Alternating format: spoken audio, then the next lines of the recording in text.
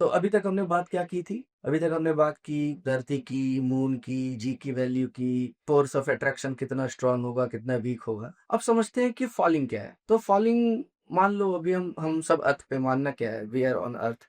तो किसी चीज़ को अगर मैंने जेंटली ऐसे छोड़ दिया, है ना? जस्ट ड्रॉप कर दिया, ड्रॉपिंग द थिंग्स, तो वो ग्रेविटी की वजह से खुद ही नीचे जा रहा है, इतना किसी भी बच्चे को समझ में आता है। लेकिन मेरा सवाल है कि क्या ये छोड़ देना ही फॉलिंग है? अगर हम किसी चीज़ को ऊपर फेंक दें, तो क्या होगा? अगर किसी चीज़ को हम हॉरिज़ॉन्टली फेंक दें तो क्या होगा?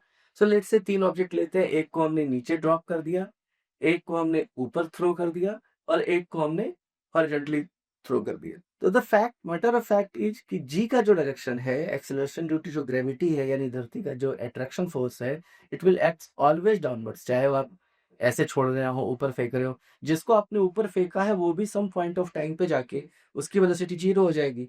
और वहाँ जब उसकी एनर्जी खत्म हो जाएगी, जैसे आप दिवाली पे रॉकेट छोड़ते हैं, है ना?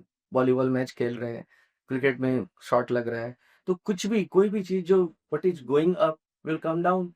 तो जिस पॉइंट पे जहाँ से उसका कमिंग डाउन स्टार्ट होता है, उस पॉइंट से बेसिकली वो फ्री फॉल है क्योंकि उसको खींचने वाला कोई और फैक्टर नहीं है, हमने कुछ नहीं दिया।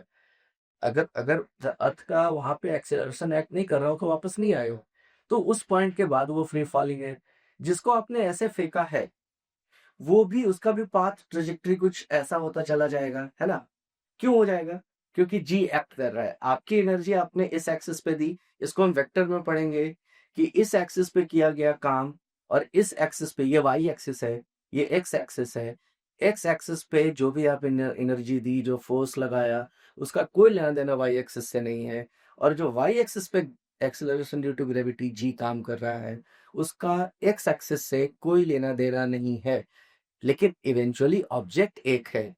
सेम ऑब्जेक्ट पे आपने फोर्स लगाया इधर जाने के लिए, अर्थ सेम टाइम पे उस पे फोर्स लगा रहा है नीचे ले जाने के लिए। So the object will follow this trajectory कि वो आपकी भी सुनेगा, धरती की भी सुनेगा और बीच का रास्ता चुनेगा। अल्टीमेटली वो धरती को छुएगा क्योंकि वो फोर्स स्ट्रॉन्गर है, आपकी एनर्जी खत्म हो जाएगी और वो नीचे गिर जाएगा।